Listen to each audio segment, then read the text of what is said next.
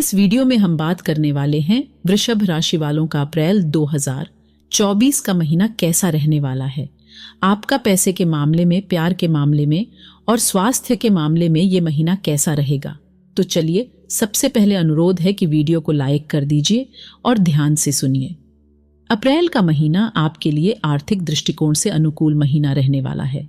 आपके पास धन प्रबल और प्रचुर मात्रा में आएगा, जिससे आप अपने सभी कामों को अंजाम तक पहुंचा पाएंगे। कोई भी कार्य जो आपने कभी मन में सोचा था, वह इस दौरान पूरा हो सकता है। मन की इच्छा पूरी होने के योग्य बनेंगे। शिक्षा में व्यवधान भी उत्पन्न हो सकते हैं। आपका मन एक से ज्यादा चीजों की ओर आकर्षित होगा और आप बहुत कुछ करना चाहेंगे, बहुत कुछ खरीदना चाहेंगे और बहुत जगहों पर घूमने जाना पसंद करेंगे। यात्राओं से आपको लाभ होगा। कार्य क्षेत्र में किसी से कहासुनी करने से बचें, क्योंकि इससे आपका करियर प्रभावित हो सकता है और नौकरी में समस्या आ सकती है। व्यापार करने वाले जातकों को लाभ के योग भी बनेंगे। विदेश यात्रा की स्थिति भी बन सकती है, या आप एक शहर से दूसरे शहर भी यात्रा कर सकते हैं। स्वास्थ्य में गिरावट महीने के उत्तरार्ध में देखने को मिल सकती है। आपके मन में कुछ नया और अज्ञात जानने की इच्छा उत्पन्न होगी, जो आपको एक अच्छा और जिज्ञासु विद्यार्थी बनाएगी। और यदि आपकी शंकाओं का समाधान हो जाए तो आप अपनी शिक्षा में बेहतर प्रदर्शन कर पाएंगे। पारिवारिक जीवन उतार चढ़ाव के बीच गुजरेगा। भाग्य का साथ मिलने से कार्य क्षेत्र में स्थिति आपके पक्ष में रहेगी। करियर के दृष्टिकोण से यह महीना वैसे तो अनुकूल रहेगा, क्योंकि नवम और दशम भाव के स्वामी शनि महाराज दशम भाव में उपस्थित होकर प्रबल राजयोग निर्मित कर रहे हैं और आपको खूब मेहनती बना रहे हैं। आपकी मेहनत सफल होगी। आपको कार्य क्षेत्र में समझा और माना जाएगा। लेकिन महीने की शुरुआत में द्वादश और सप्तम भाव के स्वामी मंगल महाराज भी दशम भाव में शनिदेव के साथ युति करते रहेंगे, जिसके परिणाम स्वरूप कार्य क्षेत्र में किसी से कहासुनी होने के प्रबल योग बनेंगे। ये झगड़ा आपके करियर पर नकारात्मक प्रभाव डाल सकता है और आपकी नौकरी में समस्याएं उत्पन्न हो सकती हैं। इसलिए आपको अपनी सहनशीलता को बढ़ाना होगा और अपने व्यवहार पर ध्यान देना होगा, नहीं तो स्थितियां आपके हाथ से निकल सकती हैं। छठे भाव के स्वामी शुक्र महाराज एकादश भाव में स्थित होने के कारण आपको अपनी नौकरी में अच्छी पदोन्नति भी मिल सकती है। बस आप अपना व्यवहार अच्छा रखें। इस महीने आपकी तनख्वाह में वृद्धि के संकेत मिल रहे हैं, इसीलिए अभी आपका तनख्वाह वृद्धि का समय है। तो आप मान कर चलिए कि आपको सफलता मिल सकती है और अच्छी तनख्वाह प्राप्त हो सकती है। व्यापार करने वाले जातकों के लिए यह महीना शुरुआत में कुछ तनावपूर्ण रहेगा। मंगल महाराज के दशम भाव में होने से शनि के साथ युति करने से व्यापार पर कुछ गर्म मिजाजी हावी होगी और आप तथा आपके व्यवसायिक साझेदार के बीच कुछ बातों को लेकर हितों का टकराव हो सकता है। लेकिन मंगल के 23 तारीख को एकादश भाव में जाने से व्यापार लाभ मिलने लगेगा। आपके व्यापार की गति तेजी से बढ़ेगी और आप उन्नति करेंगे। व्यापार में अपार सफलता मिलने से आप गदगद हो उठेंगे और आपके आसपास के लोगों को भी आप पर विश्वास होने लगेगा। बाजार में आपकी छवि मजबूत होगी, जिसका आपके व्यापार में लाभ होगा। आर्थिक मामले में ये महीना कैसा रहने वाला है, उसे जानने से पहले वीडियो को लाइक कर दीजिए। फ्री में है, कौन सा पैसा लग रहा है, कर भी दो। यदि आपकी आर्थिक स्थिति को देखा जाए तो महीने की शुरुआत में ही राहु, सूर्य और शुक्र आपके एकादश भाव में रहकर आपकी आमदनी को अच्छे से बढ़ाएंगे। आप यदि एक से ज्यादा काम करते हैं तो सभी कामों से आपको धन प्राप्ति के योग्य बनेंगे और आपकी आय में बढ़ोतरी होगी। हालांकि दूसरी तरफ देखें तो दूसरे भाव के स्वामी बुध महाराज द्वादश भाव में बृहस्पति के साथ बैठे हैं, जिससे कुछ खर्चे भी होंगे और आप अपने संचित धन को भी किसी न किसी काम में लगाकर उसे खर्च कर डालेंगे। उसके बाद मंगल के एकादश भाव में 23 तारीख को पहुंच जाने से और सूर्य के द्वादश भाव में 13 तारीख को पहुंच जाने से खर्च और आमदनी का यह सिलसिला लगातार जारी रहेगा। आपको अपनी आय और व्यय के बीच सामंजस्य बैठना पड़ेगा, नहीं तो आपकी आर्थिक स्थिति बिगड़ सकती है।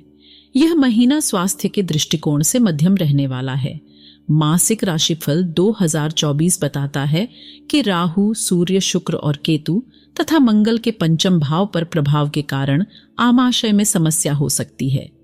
पाचन तंत्र में गड़बड़ी या फिर एसिडिटी जैसी समस्याएं आपको परेशान कर सकती हैं। आपको पेट में अल्सर की समस्या का सामना भी करना पड़ सकता है।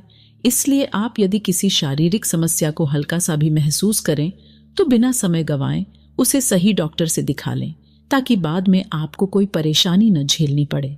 अन्यथा यह महीना आपको शारीरिक तौर पर परेशान कर सकता है।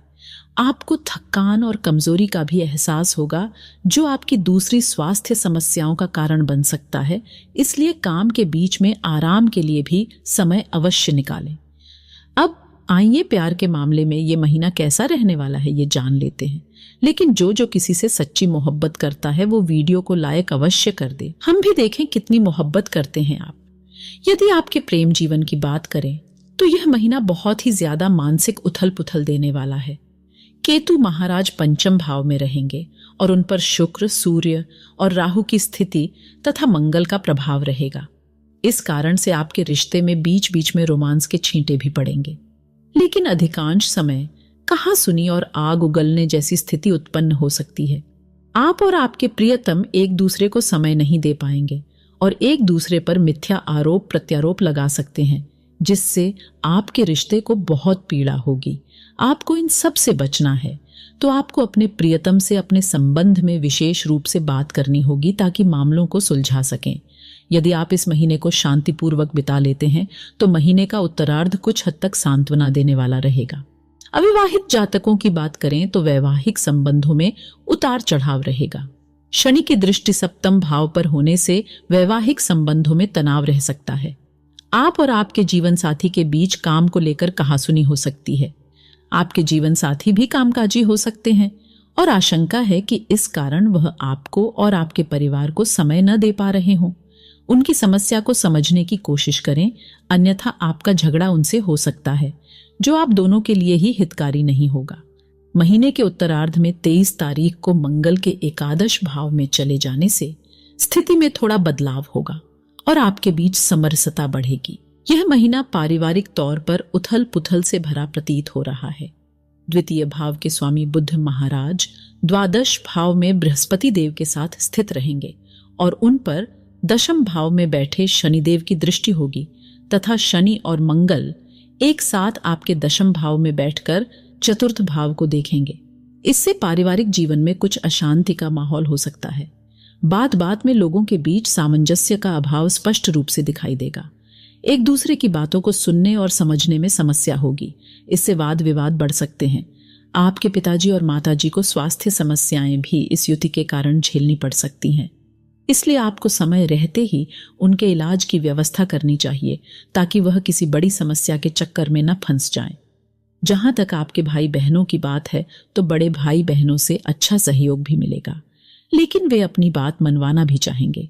छोटे भाई बहन आपके लिए सहयोगात्मक रवैया अपनाएंगे। आपको श्री सूक्त का प्रतिदिन नियम पूर्वक पाठ करना चाहिए। शुक्रवार के दिन एक अच्छी सी स्फटिक की माला अपने गले में धारण कर सकते हैं। श्री गणपति अथर्व शीर्ष स्तोत्र का प्रतिदिन पाठ करना आपके लिए हितकारी रहेगा।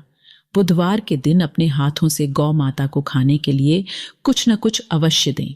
वीडियो को लाइक कर दीजिए और सभी के साथ शेयर कर दीजिए, ताकि उनकी भी कुछ मदद हो पाए। धन्यवाद।